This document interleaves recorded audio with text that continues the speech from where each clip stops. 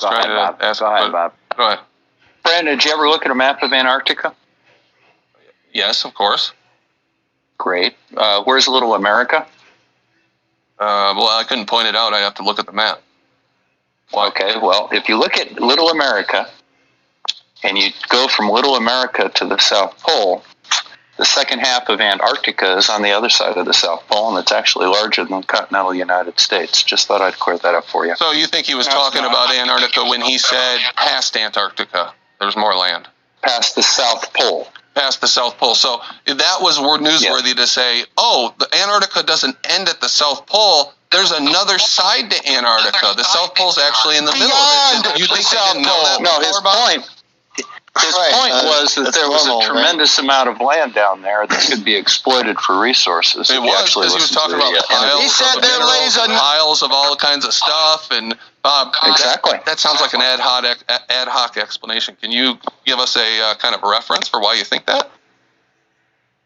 Yeah, it's called the Map of Antarctica, and I did a video on it a year ago. So you just made this it up. very Essentially, issue. is what you're saying. You're interpreting Bird's words on what he meant. This is a standard. This is just a possibility that you're bringing up. Is that what it is? No, I'm putting his words in context exactly based on what he said, and I did a video on it a year ago. What context? Because he didn't. If you look at the map of Antarctica, if you look at the map of Antarctica, what he said was that if you go past Little America, there is enough land on the other side of the South Pole. The land on the other side of the South Pole there is larger than... You hear him twisting words? Hey, he didn't say Little America. He said Middle America. And we had half a dozen Little Americas already. And all that land was plotted out. And he said land beyond the South Pole, or on the other side of the South Pole from Middle America. Okay, I play the interview at the end of this, but the key point is it's never been seen by man. Okay, now they had already had several expeditions down there, and I'm going to show you the evidence, and you judge for yourself. And determination. And now, gentlemen, Admiral Nimitz reviews the operations plan. The expedition will comprise 3 groups. A central land plane group to explore the interior from Little America, and 2 seaplane groups, the eastern to map that half of the continental shoreline, and the western to map the opposite coast of Antarctica. After the original orders have been issued, 3... Okay, so according to Bob the science guy, that it was when Richard Byrd said the other side of the South Pole from Little America, which he said Middle America, not even Little America, but there was already 5 Little Americas. All that stuff had been explored. Now, what Richard Byrd said after the final mission was there lies beyond an area never seen by men. Okay, now I'm just showing you how this stuff was mapped out. Okay, he never went back after that interview. So what part was unseen if they done mapped out all the coastlines, the interior, the east, the west? You be the judge.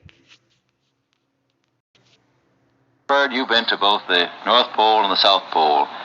Is there any unexplored land left on this earth that might appeal to adventurous young Americans?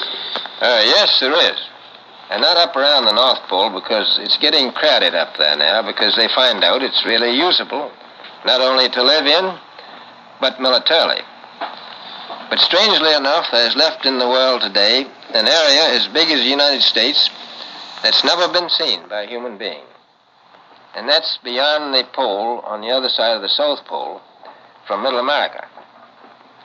And I think it's quite astonishing that there should be an area as big as that unexplored. That's a tremendous So challenge. there's a lot of it. Now, he said never seen by human eyes. Now, his first Antarctic expedition was back in 1928. Okay, the North Pole was 26 from what I came up with in my research.